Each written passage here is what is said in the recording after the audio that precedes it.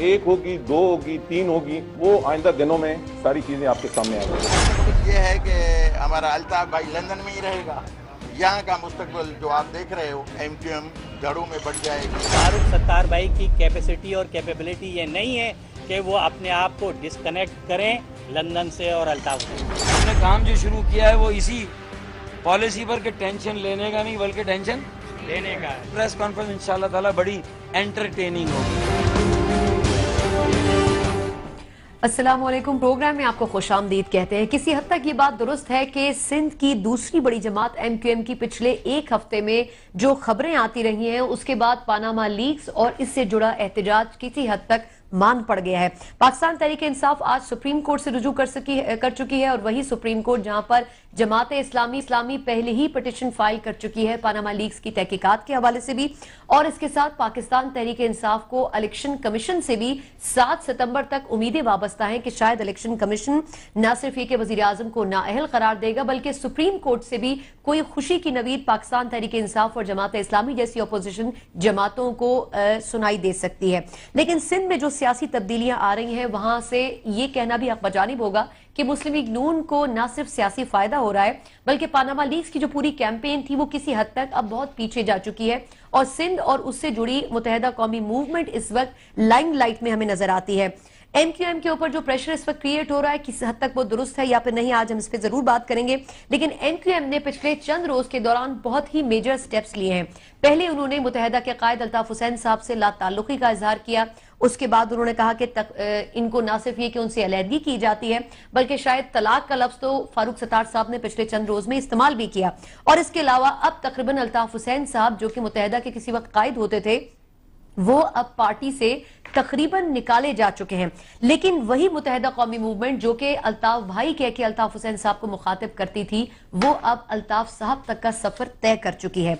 मुत्तहिदा आज आइन के अंदर तब्दीली भी लाने की शुरुआत कर चुकी है। अब देखना यह है कि मुत्तहिदा कौमी मूवमेंट को किस हद तक सियासी फायदा इस डेवलपमेंट से होता है और साथ में मुल्क के अंदर जो बाकी अपोजिशन जमातें हैं जो पानामा के ऊपर मुत्तहिद नजर आती थी वो एमक्यूएम की डेवलपमेंट्स के हवाले से अब तफरुके में बटी हुई हमें नजर आती हैं। आज हम इसी बारे में बात करेंगे कि सिंध की सियासत से किस हद तक एहतजाजी तहरीकों पर असर पड़ सकता है और सबसे बढ़कर यह कि एमक्यूएम जो स्टेप्स ले रही है उसके बाद भी क्या एमक्यूएम सस्टेन करती है या फिर कोई नई पार्टी उसकी जगह ले सकती है। हमारे साथ वो शख्सियत भी मौजूद है 2 रोज पहले मुत्तहिदा कौमी मूवमेंट से अलहदगी इख्तियार की है।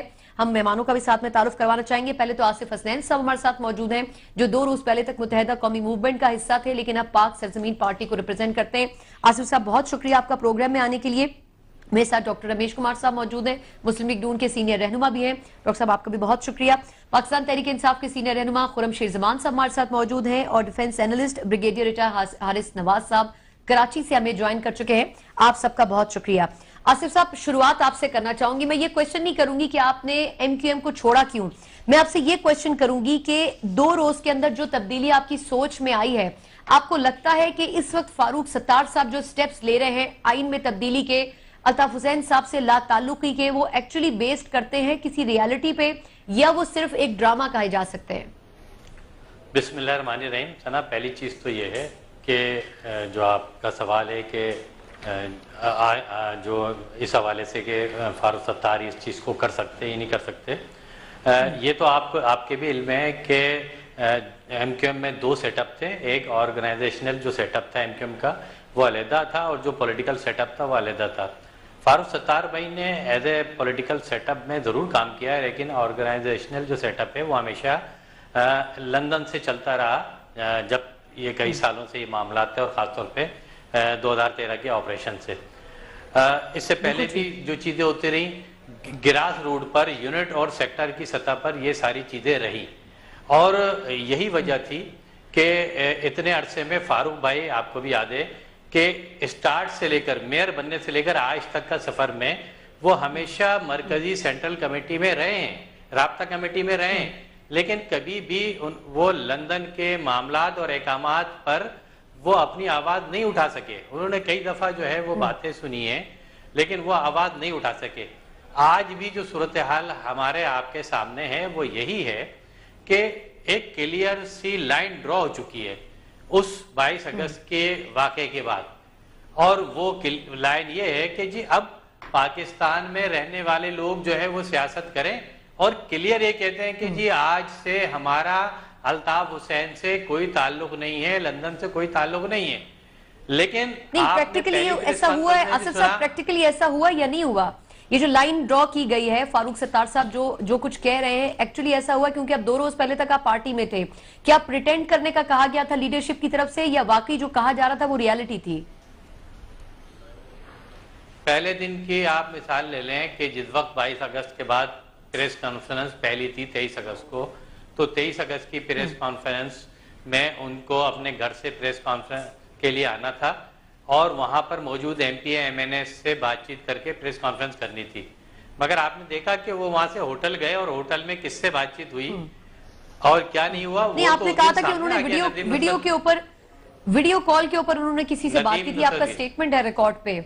जी देखें, मैं वहां मौजूद नहीं था, मेरे इल्म में जो चीज आई वही इसी चीज को वहां बैठे हुए नदीम नुसरत ने एंडोर्स किया और उन्होंने कहा कि जी ये जो उनसे उनकी बातचीत हुई है।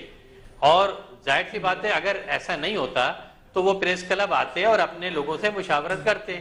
उन्होंने कोई मुशावरत नहीं की, जो डिसाइड हो गया था वही बैठकर उन्होंने प्रेस कॉन्फ्रेंस की और इस अल्फाज के साथ की कि बानी और कायद, उस वक्त भी बानी का लफ्ज इस्तेमाल किया गया। तो आपके ख्याल में नदीम नुसरत साहब से उन्होंने कंसल्ट किया? जी माजरत आपकी बात कर रही हूँ, यानी कि नदीम नुसरत साहब से उन्होंने कंसल्ट किया पहले बैठ के होटल में? ठीक, बिल्कुल ठीक। मैं आसिफ साहब आपकी तरफ वापस आती हूँ क्योंकि बिल्कुल ठीक आपसे, क्योंकि ये क्वेश्चन भी बनता है कि एक ड्राई क्लीन की मशीन का बार बार में कहा जाता है कि रेंजर्स के पास कोई ड्राई क्लीनिंग मशीन है, तो वो भी मैं थोड़ा सा आपसे पूछूंगी कि इस्लामाबाद जाते हुए रास्ते में क्या आप भी किसी ऐसी मशीन में से गुजरे या वाकई जो कुछ आपने किया वो आपकी इंटेंशन थी? डॉक्टर साहब आपकी तरफ आऊंगी, ये फरमाइएगा कि एमक्यूएम के अंदर जो चेंजेस आ रही हैं, मुस्लिम लीग नून अभी तक बहुत हद तक खामोश नजर आती है। सिर्फ चौधरी निसार साहब हैं जिन्होंने बरतानिया में अप्रोच किया, कांटेक्ट किया, लेकिन वो उनकी पोस्ट डिमांड करती थी। लेकिन अभी तक बरतानिया में कोई केस, कोई पिटिशन, कोई एप्लीकेशन फाइल नहीं हुई है कि आपकी जमीन से हमारी जमीन के खिलाफ इस किस्म की गुफ्तगू की जा रही है। तो इस मामले में अभी तक पाकिस्तानी हुकूमत क्यों कोई इनिशिएटिव नहीं ले सकी? देखिए, पहली चीज तो ये कि अल्ताफ हुसैन की जो सियासत थी वो अगर आप 20-25 सालों से देखें उनकी नेगेटिव ऐसी सियासत थी, मगर हम इसकी पॉलिटिकल, क्योंकि जैसे आसिफ हसन ने कहा कि इनके 2 पहलू थे, एक थे यहाँ पे पॉलिटिकली और दूसरे ऑर्गेनाइजेशनल। उस ऑर्गेनाइजेशन के अंदर इनके यूनिट इंचार्ज, इनके सेक्टर इंचार्ज, ये दहशतगर्दी, जैसे डीजी रेंजर्स ने कहा कि प्लानिंग के साथ हम खिलाफ थे इसके, ठीक है। और खुदा ने एक मदद की कि उसने ऐसी बातें प्लानिंग के साथ की या विदाउट प्लानिंग के साथ की, जो भी की, मगर बात यह है कि लोग कहते हैं पानामा लीक्स में भी शायद इन्होंने जानबूझ कैसा किया, तो नून लीग की तो कोई सेटलमेंट नहीं थी। मैं कोई नून लीग की सेटलमेंट होती तो यहाँ पे अल्ताफ हुसैन का बाप, अल्ताफ हुसैन का बाप पहले बंद होना चाहिए था, मगर अब बंद हो गया है। फारूक सत्तार ने पहले दिन 23 तारीख को उनसे कंसेंसस लिया, नहीं लिया, लंदन की आशीर्वाद थी या नहीं थी, जो भी थी, मगर आज फारूक सत्तार जिस जगह पे जा रहे हैं, हम ये जरूर चाहेंगे कि एमक्यूएम अगर पॉलिटिकली, अगर अपने आप को, क्योंकि पॉलिटिकली एक मैंडेट लेके आई है, अगर पॉलिटिकली अपने उस जिंदा रहना चाहती है तो कम से कम इन दहशतगर्दी विंग से, इन यूनिट से, जो इनके पास बंदे हैं जो प्लानिंग करते हैं, उन सबको बेनकाब करे, इंटेलिजेंस की, लॉ एनफोर्समेंट एजेंसीज की मदद करे, एक पता चले कि ये वाकई जो है वो अपनी दीवार। जो ऑफिसेज अब उनके जो मस्मार किए जा रहे हैं, जो ऑफिशियली जो ऑफिसेज हैं उनको भी कह रहे हैं वो क्या आप तोड़ रहे हैं? पहली चीज तो ये कि ऑफिशियली अगर कोई सही ऑफिस है उसको मस्मार नहीं किया जा रहा है, उसको सील किया जा रहा है, क्योंकि वहां पे क्या एक्टिविटी है अभी वो क्वेश्चन मार्क है।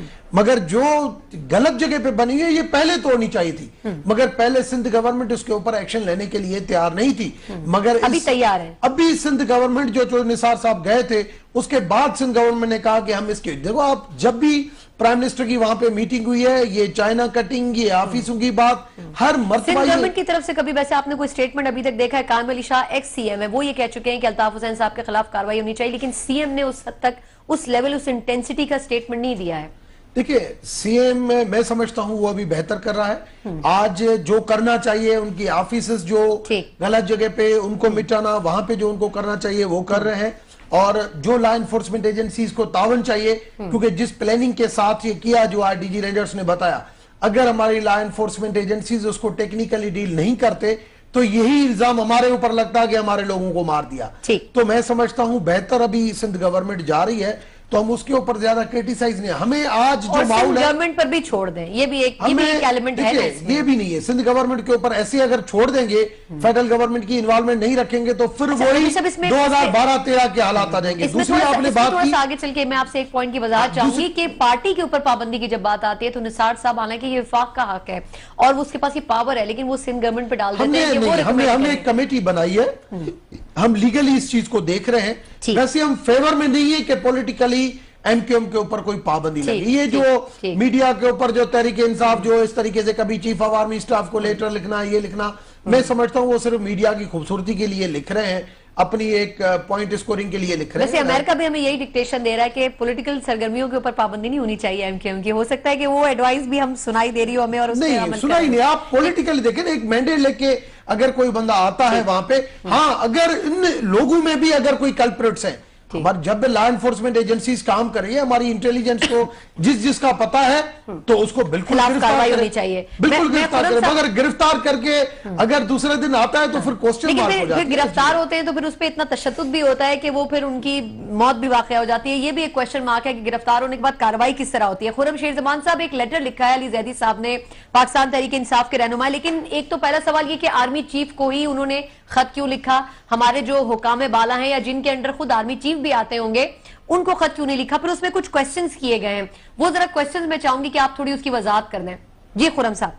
अच्छा देखिए, सबसे पहले तो आप ये देख लें कि जो आज के मौजूदा हालात हैं, जो आज जितना ये सिनेरियो चल रहा है, इसका जिम्मेदार सना कौन है? इसका जिम्मेदार हमारी रियासत है। बिल्कुल ठीक कहा जो रमेश साहब ने कहा कि सिंध हुकूमत की जिम्मेदारी है कि इतने ज़माने से इनके जो इलीगल ऑफिस बन रहे थे उनको उस वक्त क्यों इतनी छूट दी गई। लेकिन खाली ये चीज़ें नहीं, इसके अलावा भी बहुत सारी चीज़ें हैं।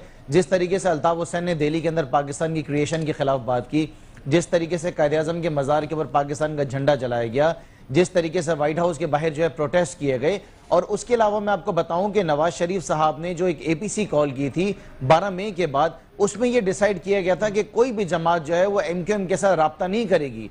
लेकिन देखिए अफसोस ये है कि हमारी ही हुक्मरान अपनी कुर्सी की खातिर जो है फिर अपनी बातों से जो है हट जाते हैं। 2013 में इसाक डार साहब और ममनून हुसैन साहब जो हैं 9-0 पैदल चलकर गए और उन्होंने प्रेसिडेंशियल इलेक्शंस के लिए वोट मांगा जाके अल्ताफ हुसैन से। तो ये हमें अपना पास जो है ना भूलना नहीं चाहिए। ये हम रियासत ही है जिसकी वजह से आज हमारे हालात ऐसे हुए हैं। देखिए ये भी नहीं भूला जा सकता है कि अल्ताफ हुसैन वो शख्स है जिसके ऊपर मेरे ख्याल से 2009 का जब एनोरा हुआ था तो 72 केसेस थे इनके ऊपर एग्जॉशन के और वायलेंस के, और 32 केसेस इस शख्स के ऊपर जो थे वो कत्ल के थे। तो ये सारी चीजें हम भूल जाते हैं और इन जमातों को काम करने देते हैं, इनसे सवाल नहीं करते हैं, इनको छूट देते थे। शहर कराची जब जल रहा था, जब यहाँ पे हड़तालें हो रही थी, जब यहाँ पे JITs आई बल्दिया फैक्ट्री के ऊपर, तो उस वक्त क्यों खामोशी है? आज तक क्यों खामोशी है? क्या वजह है? हमारा सना इतना सिस्टम खराब है कि आज तक जो हमारे JITs के ऊपर जो चीजें साबित हुई हैं, जो लोग इन्वॉल्व हैं यहाँ पे मास किलिंग के अंदर 12 मई के ऊपर, तो उनके ऊपर आज तक कोई केसेस हो नहीं सके। मतलब हमारा सिस्टम भी खराब है, उसमें अमेंडमेंट्स की जरूरत है, कानून साजी की जरूरत है। लेटर मुझे ये फरमाएगा, लेटर क्यों लिखा उन्होंने आर्मी चीफ को? वो वजारत दाखिला को भी तो लिख सकते थे, PM साहब को भी लिख सकते थे, आर्मी चीफ तक जाने की आखिर जरूरत क्यों पेश आई? सबसे पहले तो आपको बताऊं कि यहाँ शो पे आने से पहले वो लेटर मैंने पढ़ा है, उसके बारे में अभी तक कोई पार्टी पॉलिसी हमारी सामने नहीं आई। लेकिन देखें कि मैंने जिस तरह आपको वजाहत की कि हमारी रियासत का फेलियर हुआ है, जो लोग हुक्मरान रहे हैं, जिन्होंने रूल किया पाकिस्तान पे, उन्होंने इन सब चीज़ों पे आंखें बंद की हैं। जब भी तो अवाम का जो है आज भरोसा जो है वो डेमोक्रेसी के ऊपर रहा ही नहीं है, मतलब एक एतमाद नहीं रहा है, हम इतने मजबूर हो गए। अली जैदी ने जो लेटर लिखा है, उस लेटर के आखिर में आप पढ़ेंगे उन्होंने PTI की कोई डेजिग्नेशन नहीं लिखी है, एक आम सिटीजन के तौर पर उन्होंने लेटर लिखा है, और जो सवालात उन्होंने किए हैं तो जाहिर है कि उसके जवाब भी अली जैदी साहब बेहतर देंगे। लेकिन हमें चीज़ों को ठीक करना पड़ेगा, और भी ऐसी बहुत सी चीजें जो खराब हो रही हैं। आप देखें ना कि जिस तरीके से हम बार बार कहे जा रहे हैं कि हमारे इलेक्शन का जो सिस्टम है सना वो खराब है, इस सिस्टम में रिगिंग होती है। जब तक सिस्टम हमारे बहुत सारे सिस्टम खराब हैं, तो हमारे बहुत सारे सिस्टम खराब है, फिर अगर खराबी की बात करें तो बहुत चीजें ठीक होनी चाहिए। हारिस नवाज साहब ये फरमाएगा कि ठीक, बिल्कुल ठीक है। हारिस नवाज साहब मैं आपसे ये जानना चाहूंगी, MQM लंदन, MQM पाकिस्तान, कोई फर्क पैदा हुआ है या दोनों एक ही चीज है? जो ग्राउंड रियलिटीज में देखें ना, मुझे नहीं लगता कि इसमें कोई डिस्कनेक्ट है। प्रॉब्लम यह है कि देखें वहाँ की जो पार्टी है, लंदन में जो राब्ता कमेटी है, दे और नॉट स्केर्ड, उनके खिलाफ कोई एक्शन में नहीं हो रहा, तो वो कैसे, आपका क्या ख्याल है, 2 मिनट के अंदर सब कुछ गिव अप कर देंगे और कहेंगे फारूक सत्तार साहब चलें जी आप टेक ओवर कर लें, बनी बनाई पार्टी ले लें और चल पड़े? तो इसमें I think we all understand and we all know problem ये है कि पहले तो राब्ता कमेटी कराची को क्लियर डिनाउंस करें। अल्ताफ हुसैन के बारे में जो उन्होंने पाकिस्तान के खिलाफ लगाया, ये नारा लगा के दिखाएं। उसके बाद इन्होंने कभी डिसीजन मेकिंग की ही नहीं है, क्योंकि ये सारे डिसीजन आते थे लंदन से। तो अभी अगर यहाँ आके ये कोई डिसीजन क्योंकि ले नहीं सकते, डरे हुए हैं। आप अभी आज डीजी रेंजर ने प्रेस कॉन्फ्रेंस की, उन्होंने बताया है कि किस तरीके से ऑर्गेनाइज था, किस तरीके से मिलिटेंट विंग उनके कहाँ बैंकों में छुपे हुए थे, कहाँ से लाठियाँ और बर्शियाँ उनको दी गई। तो ये चीज़ें हमें देखने की ज़रूरत है। और सेकेंड ये है, इसके साथ साथ बात ये कि आप मुझे ये बताइए कि सबसे ज़्यादा इस पूरे एपिसोड में कौन कौन बेनिफिशियरी है। Now we should draw this conclusion कि इसमें किसको फायदा हुआ है। इसमें नरेंद्र मोदी को फायदा हुआ, क्योंकि कौम मीट के बारे में जो वहां पर अकलियतों के साथ मुसलमानों के जुल्म कर रहे थे, इकोनॉमिक पावर जो थी उनकी इकोनॉमी को रिवाइव नहीं कर सके, वो कश्मीर में जाकर उन्होंने एट्रॉसिटी शुरू कर दी, फिर बलोचिस्तान का इशू कर दिया, और यहाँ पर पनामा लीग तो फिर नेक्स्ट मंथ इतनी ज्यादा आपके सामने है कि कितनी तहरीक चल रही है।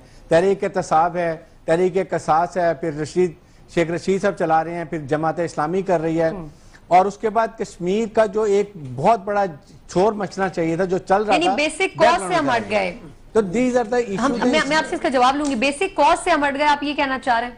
जी बिल्कुल। इसमें देखें ना, ये चीजें देखने के साथ साथ फिर उसके बाद ये जितने कभी भी PMLN जो है वो इनको ना बैन करेगी ना सख्ती करेगी, और लीक वार्म उन्होंने आपने देखा होगा कि बात की है।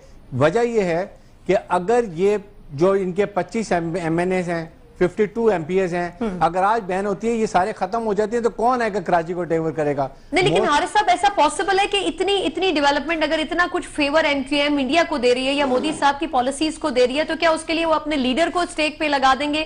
क्या ये चीज प्रैक्टिकली समझ में आती है कि वो अपने लीडर की कुर्बानी दे देंगे? वो रॉ के साथ ऑलरेडी उनके कनेक्शंस हैं, इट हैज बीन प्रूव्ड, किसको डाउट है? उसके बाद PMLN का अपना एक यहाँ पर एक क्लाउड था जिसकी वजह से वो काफी भी डाउन थे। तो सारी चीजें पस मंजर में चली गई हैं, और ये सबसे बड़े बेनिफिशियरी जो ये PMLN के लीडरशिप और उसके साथ नरेंद्र मोदी को ये, और फिर इसका जो है अल्ताफ साहब का, तो ये सारों का नेक्सस आप क्लियर करें तो it is a very great साजिश अगेंस्ट पाकिस्तान, और इसको हमें समझने की जरूरत है। जो मैं समझी हूं आपकी बात के तहत सना अभी तक आर्टिकल 6 के तहत FIR भी नहीं कटी है, केस भी रजिस्टर नहीं हुआ है अभी तक। तो ये सवाल का जवाब दें रमेश साहब, आप क्या आपके जो है फ्यूचर स्ट्रेटजीज हैं आपकी MQM के साथ? मैंने ये क्वेश्चन भी साथ में, लेकिन अगर ये पॉलिसी MQM ने खेली है कि वो नून लीग के लिए भी बेहतर फिजा बना रहे हैं और वो इंडिया के लिए भी बड़े बेहतर फिजा बना रहे हैं, तो बड़ी एक्सपर्ट हुई नून लीग। आपको तो फिर MQM से कंसल्टेशन लेनी चाहिए। ये देखो, इल्जाम लगाना इजी है, हमने MQM के साथ कभी हाथ नहीं मिलाया जो खुर्रम शेरजवान बोल रहे हैं। खुर्रम जो ना अच्छा एनर्जेटिक बच्चा है। 13 में 9-0 नहीं गए थे, ममनून हुसैन और एहसान साहब दोनों गए थे, रिकॉर्ड पर है ये चीज सना। ठीक, देखें आप तो अभी लोकल बॉडीज के इलेक्शन के अंदर आपने उनके साथ जाके आपके बंदे ने इताअत किया, इमरान इस्माइल ने इताअत किया, उधर से नई मलिक ने ये किया। तो नई चीज है कि आप जो मुल्की सियासत कौन से जमान उनकी भूख हड़ताल में तो आप गए थे, होती है उनकी भूख हड़ताल में। रमेश साहब क्या हो गया आपको? देखे प्रेस क्लब की भूख हड़ताल में कौन गया था? आप गए थे भूख हड़ताल में प्रोविंशियल गवर्नमेंट और फेडरल गवर्नमेंट अगर MPs MNAs बैठे हैं उनके साथ बात करने गई, एक पॉलिटिकली आज भी हम उसकी हैसियत मानते हैं, तो वो हमें जाना चाहिए था, हमारा डिसीजन सही था। मगर उससे पहले इनकी जो प्लानिंग बनी हुई थी, जिस प्लानिंग की वजह से इनका अपना काम खराब हो गया, और मैं समझता हूं कि खुदा ये प्लानिंग के तहत काम खराब हुआ या अचानक काम खराब हो गया? उनकी प्लानिंग जो आज डीडी रेंजर्स की जो मीडिया टॉक थी उसने कहा कि उससे पहले ये प्लानिंग बनी हुई थी। ठीक है, ये जो हमारा वहां पे जाना हुआ, हमारा जाना हुआ या प्रोविंशियल गवर्नमेंट का जाना हुआ, ये एक गए तो अब ये मसला जो है वो आपका जो भी जेन्युइन मसले हैं आपके हल होंगे, क्योंकि पॉलिटिकली उसका मैंडेट है। मुझसे आज भी इकरार नहीं कर रहे हैं कि भाई हम ये नहीं, रियलिटी उसको तस्लीम करती है, मगर उसको जो टेररिस्ट चीजें मिसिंग पर्सन की 2 मरतबा आते हैं कि मैं खुद, मुझे इन्होंने लिस्ट दी, मैं 24 साल के पास लेके गया था लिस्ट, मैंने ये आसिफ हसनैन भी पता है इस चीजों का कि भाई मैं लेके गया, चौनिसार ने डीजी रेंजर से बात की, उन्होंने कहा हमारे पास कोई मिसिंग पर्सन नहीं है। जब ऐसी चीजें लीगली होंगी तो हम पॉलिटिकली उसको जवाब देने के पाबंद हैं। मगर जो बात असल में जो बात की है वो की है हारिस नवाज साहब ने, क्योंकि ब्रिगेडियर आर.एस. नवाज साहब जो है वो अच्छी पोजीशन पे रहे, उनको इन चीजों का पता है। हमें इन चीजों को देखना चाहिए हमारी मुल्क के हवाले से। इंटरनेशनली ये कश्मीर का इतना इश्यूज चल रहा है, हमने इस चीज से ज्यादा कश्मीर को कैसे अहमियत दी है? आज 22 बंदों की कमेटी बनाई, मुख्तलिफ लोगों के मुख्तलिफ कंट्रीज में जो जा रहे हैं, इमरान खान को तो इन चीजों के ऊपर फोकस करना चाहिए। अली जैदी ये तो लेटर लिख रहा है, इन चीजों के ऊपर फोकस करें कि भाई इस तरीके से क्या हमें होना चाहिए, कश्मीर के हवाले से क्या होना चाहिए। आजाद कमेटी में कहते हैं कि उस तरह से फाल लोग नहीं शामिल किए गए। फजलुर रहमान साहब के पास एक कश्मीर उसके ऊपर डिस्कस करें ना। अगर पीटीआई की अगर सियासत मुल्की सियासत है तो उन चीजों के ऊपर बात करें। अगर कोई गलत चीज है हम उसको रेक्टिफाई करेंगे, मगर ये एक चीज के ऊपर कभी पनामा की बात करते हैं, कभी धरनों की बात करते हैं। कमीशन बन जाता है वैसे रमेश साहब बहुत हमने बना दी कमेटी, हमने बना दी है, अटॉर्नी जनरल की कमेटी हमने बना दी है, इसको लीगली देखेगा कि किस तरीके से क्या इसके खिलाफ होना चाहिए। हम रेफरेंस भी दाखिल करेंगे लंदन में। आप नहीं समझे, ये हमसे ज्यादा मुहब्बे वतन नहीं है। नहीं, मुहब्बे वतन सब है। अब तो पाकिस्तान जिंदाबाद का नारा जो लगाएगा वो मुहब्बे वतन होगा। नहीं, हमें मैं आपको थोड़ा सा बताऊं, हमें जो ना लोग जो नहीं होते हैं उसको दिखाना पड़ता है। मैं आपको एक मिसाल बताऊं, जब ये मोहतरमा बेनजीर भुट्टो वाला जो नो कॉन्फिडेंस वोट था, तब राणा चंद्र सिंह से उन्होंने पूछा कि भाई आप सारे कसम उठाओ, तो राणा चंद्र सिंह ने कहा दूसरे कसम उठाएंगे, मैं जबान से कहूंगा ना, मेरी जबान उस कसम से ज्यादा अहमियत रखती है। तो हम मोहब्बे वतन है, हमें किसी सवाल है प्लीज दीजिएगा। एक हारिस साहब आपका मौकफ में, आपका भी मौकफ, एक सवाल है, मेरा एक सवाल ले लीजिए प्लीज। मेरा सवाल ये है कि सवाल करें जवाब ब्रेक के बाद। जी ओके, नहीं सवाल आप पूछ ले, जवाब आपको ब्रेक के बाद इंशाल्लाह। ये जो मिसालें दे रहे हैं वो सिंह साहब की कि जबानी काफी होती है। मेरा इनसे ये सवाल है ब्रेक के बाद ये जवाब दें कि जब एपीसी में नवाज शरीफ ने कहा था कि 12 मई के वाकये के बाद एमक्यूएम के साथ कोई पार्टी राब्ता नहीं करेगी, तो 2013 में जब प्रेसिडेंशियल इलेक्शंस थे तो ममनून हुसैन साहब और इसाक डार साहब 9-0 क्यों गए थे? इन्होंने अभी थोड़ी देर पहले कहा मिलिटेंट विंग की, इन्होंने एमक्यूएम के बारे में हर शो में बुराई की, इन्होंने उनका पास बताया, इनकी जबानी काफी थी। ठीक है, एक मुख्तसर वक्फा के जवाब भी लेंगे और इसके साथ ये कि मेजर जनरल बिलाल अकबर साहब की जानिब से जो स्टेटमेंट आया है बहुत ही इंपॉर्टेंट है। तमाम तर पॉलिटिकल स्टेटमेंट्स अपनी जगह, लेकिन अगर सिक्योरिटी का कोई इदारा ये कह रहा है कि जो 22 अगस्त को हुआ, चाहे वो हमले थे और चाहे तकरीर थी, वो सब कुछ प्री प्लान था और वो किसी प्लान का हिस्सा था, आखिर इसके क्या सम्राट हो सकते हैं और इसके पीछे आखिर अवामिल ऐसे क्या थे कि इस इतने बड़े प्लान को एग्जीक्यूट किया गया, जिसके बाद से अब तक कराची डिस्टेबल पॉलिटिकली हमें नजर आता है। इस पर बात करेंगे एक मुख्तसर वक्फे के बाद।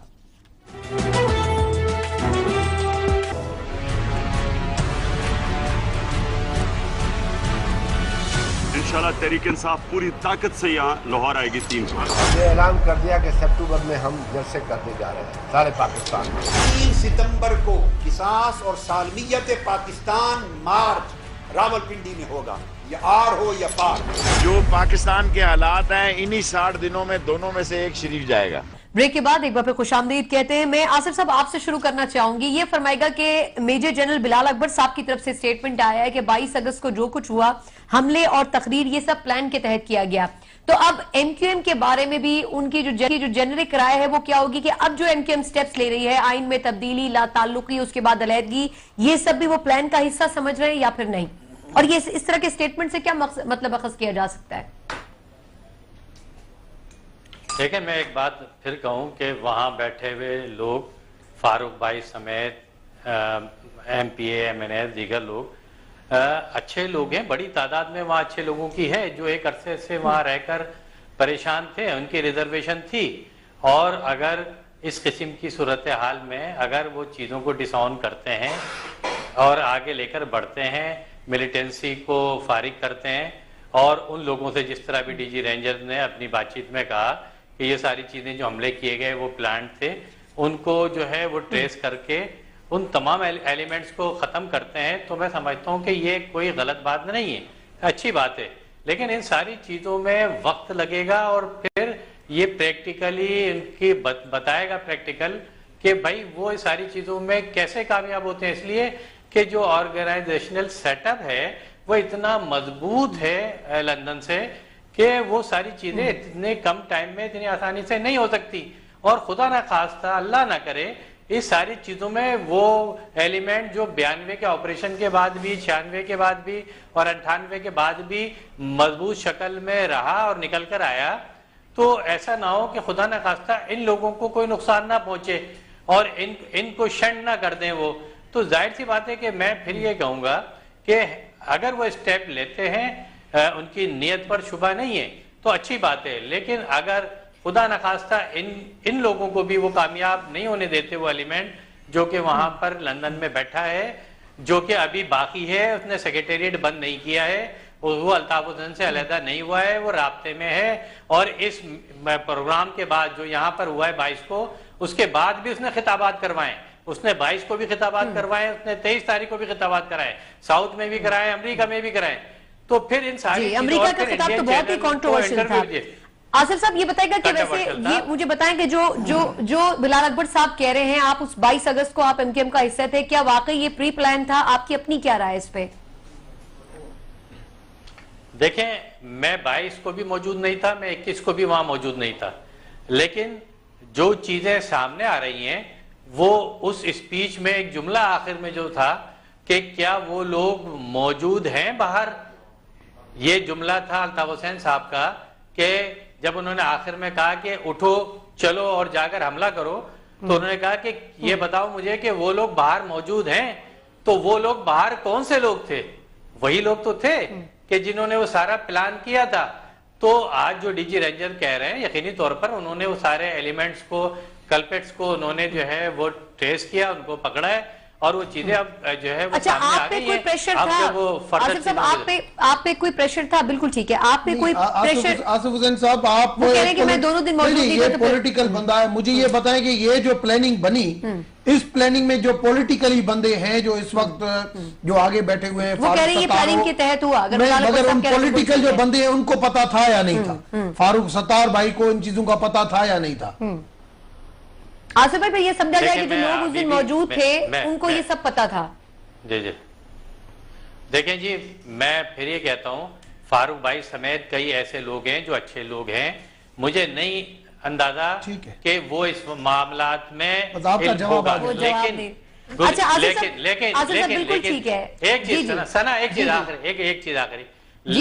गुज़िश्ता दिनों चंद ऐसे लोगों को इंडेक्ट किया गया है राब्ता कमेटी में जो सेक्टर और दीगर सतह से आए हैं।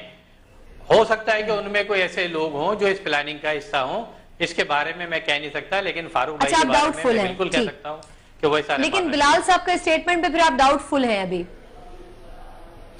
नहीं, बिलाल साहब के स्टेटमेंट पे डाउटफुल नहीं हो, वो तो तहकीकात होंगी, तो और चीजें सामने आ जाएंगी जैसे इनिशियली मामला सामने आए। अच्छा, ये बस फरमा दीजिएगा आसिफ साहब, क्योंकि आपका वक्त हमने यहीं तक ही लिया था। ये बताएगा कि पाक सरजमीन पार्टी से कुछ लोग वापस भी जाना चाहते हैं। फारूक सत्तार साहब और एमकेएम के लीडरान ये बात कह रहे हैं कि जी कुछ ऐसे लोग हैं जो वापस आने के लिए पर तोल रहे हैं। तो आप तो अभी नए उसके अंदर गए, तो क्या आपको लगता है कि ऐसा कुछ होने वाला है कि कुछ लोग वापस जाना चाहते हैं? उन्होंने कहा कि वो लोग जो कि मंजर से गायब थे वो भी अब वापस आने वाले हैं एमक्यूएम में।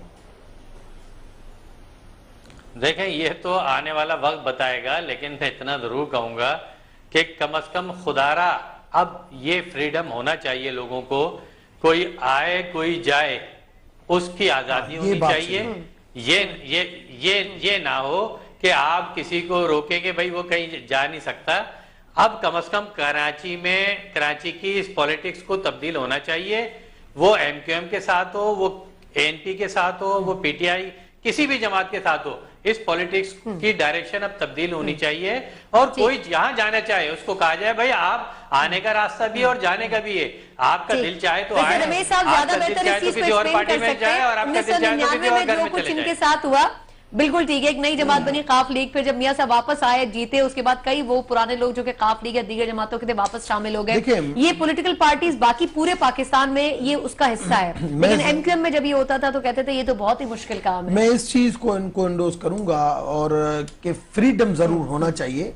कभी किसी के साथ अगर आदमी की एडजस्टमेंट नहीं होती है, वो किसी पार्टी में जाना चाहे, एमक्यूएम में पहले ऐसे नहीं था। नबील गबोल ने पहले जब ये डिसीजन लिया काफी वो परेशान रहे, और अभी आसिफ हसनैन ने लिया, ऐसे बहुत सारे, जैसे मुस्तफा कमाल काफी अरसा जो है वो बाहर है, और मुस्तफा कमाल जो है वो एक नीट क्लीन, मेरे साथ 2002 में भी रहे हैं मिनिस्टर वहां पे आईटी के, तो अच्छे एक बंदे थे, अच्छा काम करते थे, तो ये लोग आराम से गए, आराम, ये फ्रीडम होना चाहिए।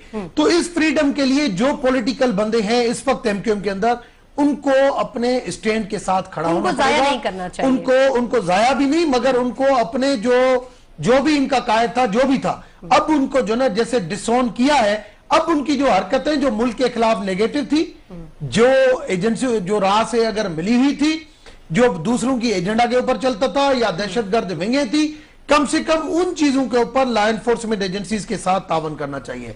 अब मैं दूंगा आपको जवाब खुर्रम शेर जमान का। खुर्रम शेर जमान साहब, अभी करंट पॉलिसी भी जरा हमारी करंट पॉलिसी ये दो चीजें होती है, एक होती है गवर्नमेंट, मतलब गवर्नेंस करना। गवर्नेंस करने के दौरान हमने कभी भी किसी पॉलिटिकल एमक्यूएम को हमने अपने साथ नहीं मिलाया, मगर प्रेसिडेंट होता है पूरे पाकिस्तान का, स्पीकर होता है पूरे हाउस का।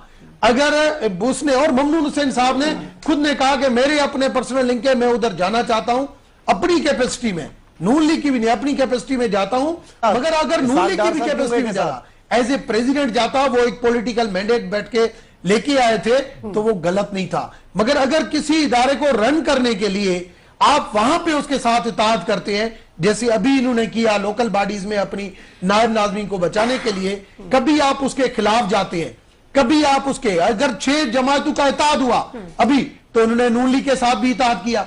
अगर हम लोग गलत थे तो उन्होंने नून लीग के साथ क्यों इताअत किया, फिर नून लीग के साथ इताअत किया। अपने मेंबरों के ऊपर इतना इनको यकीन नहीं था, क्योंकि ये केपीके के अंदर देख रहे हैं कि किस तरीके से हाथापाई हो रही है, उधर जाके कुरान शरीफ के ऊपर कसम उठवाए। नून लीग की पॉलिसी अभी क्या है? देखिए, एमक्यूएम के वाले से हमारी पॉलिसी, एमक्यूएम पॉलिटिकल पार्टी अपने कैरियर को एज ए पॉलिटिकल चले, हमारी कोई डिस्टर्बेंस नहीं होगी, मगर दहशतगर्दी जो है करना पड़ेगा, उसकी जो विंग्स है, जो उनका पुराना किरदार रहा है, उसको खत्म करना पड़ेगा, तावन करना पड़ेगा लॉ एनफोर्समेंट एजेंसीज के साथ। अगर तावन नहीं करेंगे, ये वो वक्त चला गया कि आप अनऑफिशियली आपकी जगह पार्क में बनी हुई हो और उधर चलती रहे सारी काम है, वो अब नहीं होगा। आपको अच्छा, एमक्यूएम को क्लीन होना पड़ेगा। मैं हारिस साहब आपसे जरा एक स्टेटमेंट की वजाहत चाहूंगी, जहां एमक्यूएम को ये बार बार कहा जा रहा है कि जी एमक्यूएम अगर पुराने तमाम अपनी रविश छोड़ दे तो सब ठीक हो जाएगा।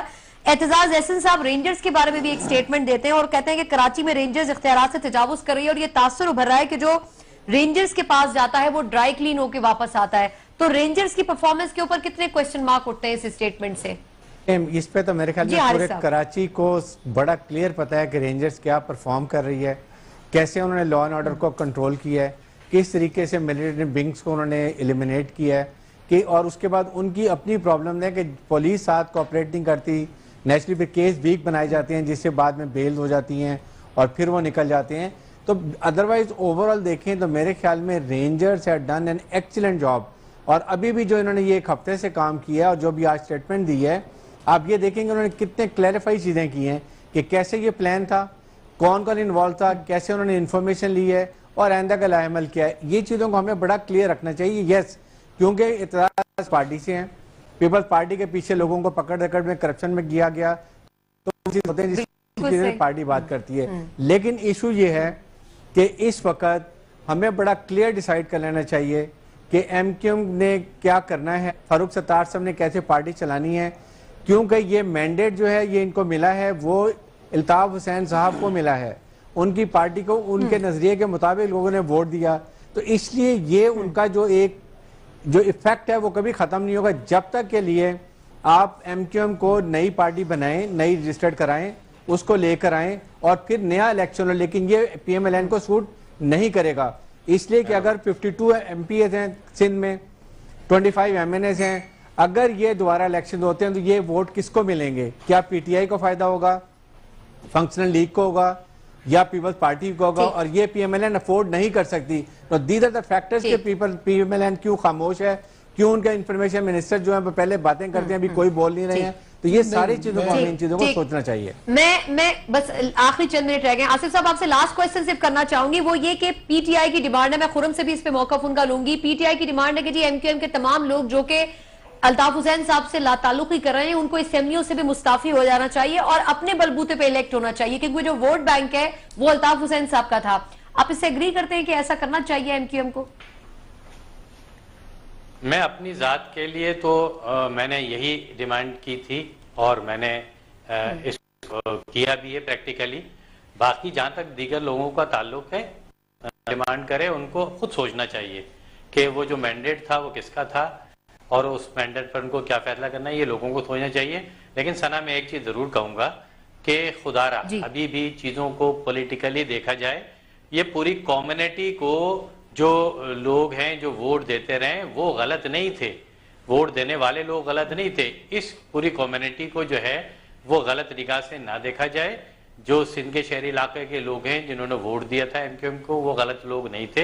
लिहाजा ये है कि अब अगर उन्होंने इस 14 अगस्त को भरपूर तरीके से सेलिब्रेट किया और सबसे ज्यादा सेलिब्रेट किया कराची में, 10 अरब जो के रुपए के जो है वो परचम खरीदे गए, तो मैं समझता हूं कि वो दिल से पाकिस्तान के लिए मोहब्बत रखते हैं। इस कम्युनिटी के उस राइट्स को जो है खत्म ना किया जाए, मेरा सिर्फ ये सवाल है। सबके ऊपर रॉ एजेंट होने का इल्जाम नहीं होना चाहिए, असल आपका मकसद ये था। खुरम, लास्ट कमेंट आपसे लेना चाहूंगी। पीटीआई की डिमांड है कि एमक्यूएम के तमाम लोगों को मुस्ताफी होना चाहिए, और दूसरा ये कि एमक्यूएम अभी जो स्टेप्स ले रही है, आप कराची से खुद बिलोंग करते हैं, आपको लगता है कि एमक्यूएम का वोट बैंक टूटेगा और एमक्यूएम ये सब कुछ रस्मी तौर है या वाकई इंटेंशन एमक्यूएम की ठीक है? सना देखिए, ये जो कुछ पिछले दिनों के अंदर हुआ है, इसमें सबसे ज्यादा फायदा किसको हुआ है, इसका बेनिफिशियरी कौन है? इसका सबसे बड़ा बेनिफिशियरी अगर कोई कराची के अंदर है तो वो पाकिस्तान तहरीक इंसाफ है। हमारी तो मतलब हमारा तो मौकिफ आवाम के सामने आ गया। देखें, वो वाहिद शख्स था, वो वाहिद जमात थी, ये सब जानते हैं।